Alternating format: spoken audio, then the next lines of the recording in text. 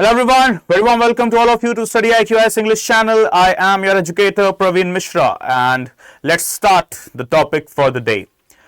A topic which will tell us that it's time for our politicians to understand that this is the digital age. Not just domestically but globally. We are connected through just the fingertips. And the information, knowledge and everything is easily accessible, very easily accessible, not in just urban but also in the remote areas. So, what's the concern here? The politicians, they do give statement.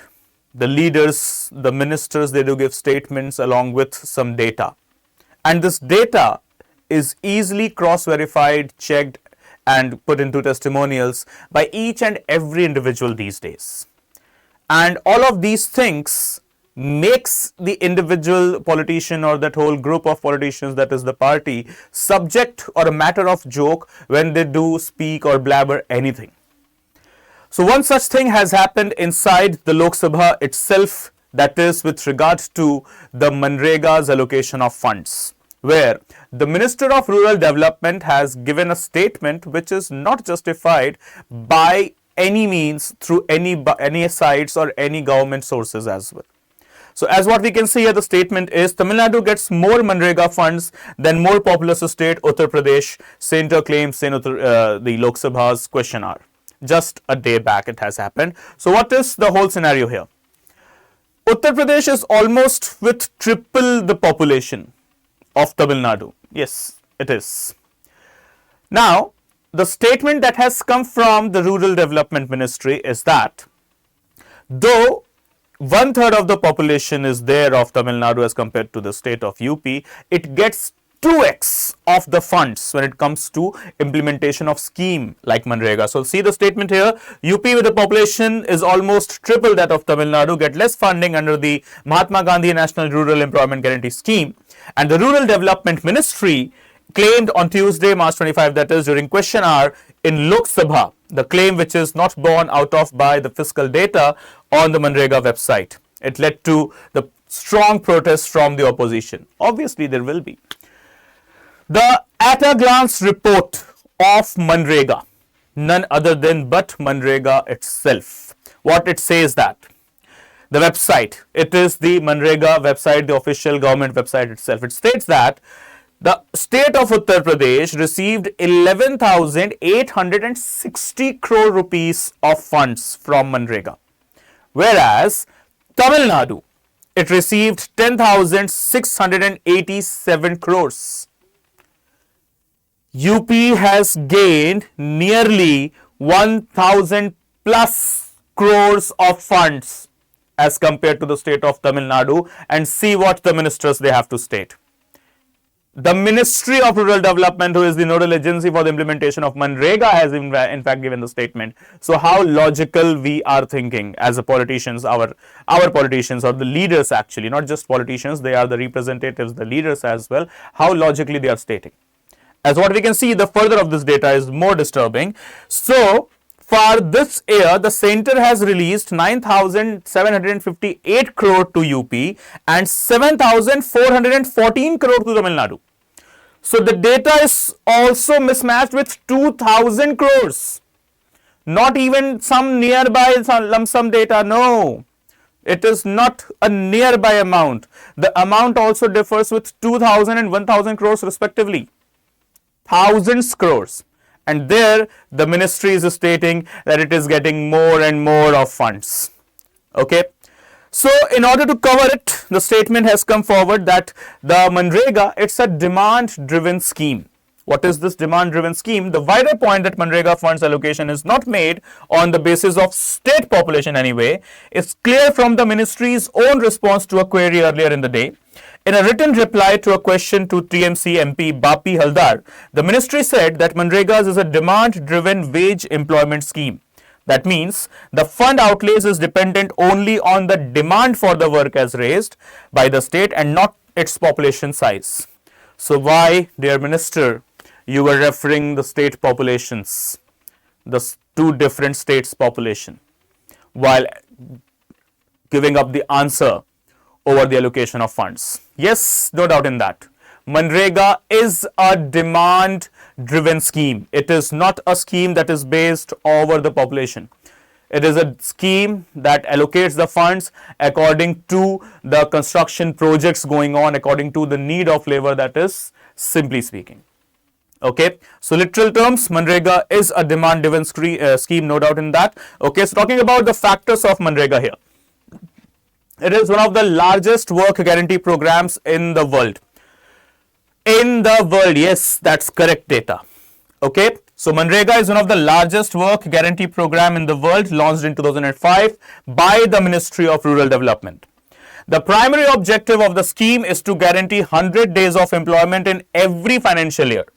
Okay, so what is the primary scheme? What is the primary goal? What is the primary motive of the scheme? Is to provide 100 days of employment in every financial year, that is starting from 1st of April towards 31st of March.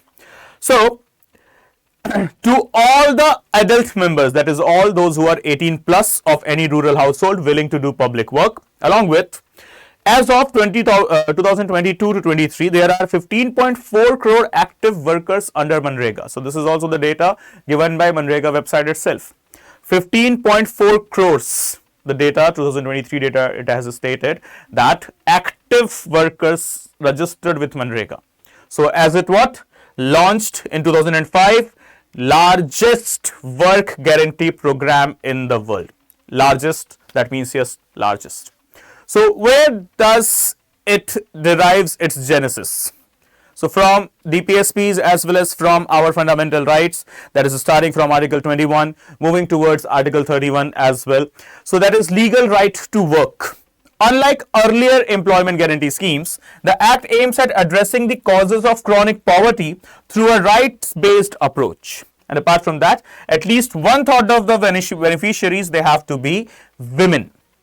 Okay, out of 100, every 33 women at least it is stated, should be mandatorily women. And next, wages must be paid according to the statutory minimum wages specified for agricultural laborers in the state under the Minimum Wages Act of 1948. Okay, so what is the guiding act or the statute for the payment of the wages, the amount that is to be determined? It is the statute that is known as Minimum Wages Act of 1948. Okay, so that is what the legal right to work comes in. So 33%, that is 1/3 of the workers, should be women. Okay, at least. Next, demand driven. As we have discussed it, the scheme is absolutely demand driven. Okay, so the most important part of Manrega's design is its legally backed guarantee for any rural adult to get work within 15 days of demanding it, and failing which an unemployment allowance must be given. So let's say, for example, there is a person X who has applied for a job in Manrega. So it will be the duty of the government to provide the job, that is the work, in next 15 days. Failure of the government to do so will entitle the concerned person, the one who has applied, that is Mr. X, for example here, will be given the unemployment allowance, and that unemployment allowance shall be bared by the local government itself. Okay, so what is the concept? Legally backed guarantee for any rural adults to get work within 15 days of demanding it, and failing which an unemployment allowance must be given. So simply, this is the demand driven scheme which enables the self selection of workers, okay, according to the skills and capabilities. As what we can see here, the further of the facts. The wages are revised according to the consumer price index and on the basis of agricultural labor's data, okay, CPI AL. The Act obligates the state to give rural households work on demand. Applicants become eligible for an unemployment allowance if such employment is not provided within 15 days. Employment will be provided within a radius of 5 kilometers, and if it is more than 5 kilometers, an extra wage will be paid. So wherever the person is residing, from their maximum distance of the construction project that is the work should not exceed 5 kilometers. In case it exceeds 5 kilometers, then an extra allowance, that is simply speaking traveling allowance, shall be paid to the concerned person. Okay, next, Under the Act, priority shall be given to women, that is 1/3 women should be there out of every 100 workers. And next, all work sites should have creche, drinking water and first aid facilities. Creche as in the daycare homes for infants, that is children. Okay, so all the sites, they should have a proper creche, drinking water facilities along with the first aid equipments. And last but not the least, social audit must be done by whom? It is the Gram Sabha, okay, who is entitled to perform the social audit thing. Okay, so the factors: social audit, Gram Sabha should have creche, clean drinking water, and apart from that, first aid. The area, okay, the distance should not be 5 kilometers. In case if it is 5 kilometers and above, then the traveling allowance is to be paid. Then apart from that, 1/3 of the workers should be, at least 1/3 of the workers should be women. And yes, 100 days of the work annually in a financial cycle. And if the person has applied and the government has failed to provide any work in maximum amount of time, that is 15 days, then the government is entitled to provide the unemployment allowance to that one particular person who has applied for the work under the MGNREGA scheme. Okay, so these are the factors. So funding pattern, when we talk about, so 100% of the unskilled labor cost and 75% of the material cost, that is including wages of the skilled and semi-skilled workers of the program, is borne by the center. Okay, so simply speaking, 100% of the unskilled labor, that is by the center, and 75% of the material cost by the center and 25% by the state. Next thing, under the MGNREGA's, wages of unskilled workers must be paid within 15 days. And if there is a delay, the center has to compensate them, that is simply speaking, provide the interest. And what is the amount of interest? It is not fixed, it is kept into the discretion of the center only. Then we have got a committee related to the MGNREGAs as well, that is Amarjit Singh Committee. So the central government constituted a committee to review the implementation of MGNREGAs, primarily to assess the program's efficiency. And former Rural Development Secretary he was, that is Amarjit Singh, okay, Amarjit Sinha actually, who headed the committee, and hence the name Amarjit Sinha Committee. Okay. Now, few questions related to MGNREGA. Among the following who are eligible to benefit from the Mahatma Gandhi National Rural Employment Guarantee Act? Adult members of only the scheduled caste and scheduled tribe households, adult members of below poverty line, adult members of households of all backward communities, adult members of any households. So yes, MGNREGA, a demand driven scheme, and is not centered towards any specific community or a custom or something like that. Absolutely not. It is for each and every adult individual. Adult, that is the one who has crossed the age of 18. Hence, option D will be the correct answer. Okay.